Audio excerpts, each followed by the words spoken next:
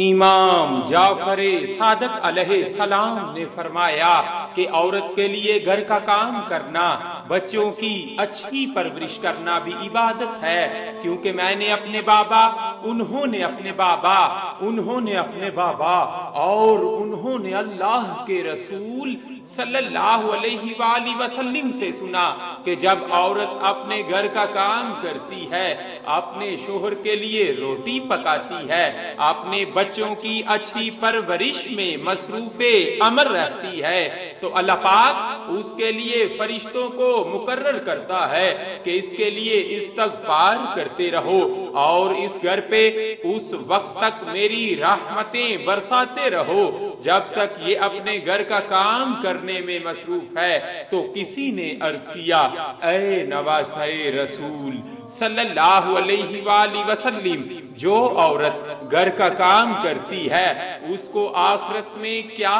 اجر ملے گا؟ امام جعفر صادق علیہ السلام نے فرمایا، جو عورت اللہ کا نام لے کر گھر کا کام کرتی ہے، بچوں کی اچھی پرورش کرتی ہے، تو روز محشر اللہ اس عورت کو تمام مخلوقات کے نزدیک سرخرو رکھے گا اور اپنے فرشتوں کو حکم دے گا کہ یہ ہے وہ عورت جو اپنے گھر کو جنت بناتی تھی، آج میری جنت کو اس کے سامنے پیش کر دو، اور یوں وہ تمام مخلوقات کے نزدیک بڑے احترام کے ساتھ جنت میں داخل کی جائے گی۔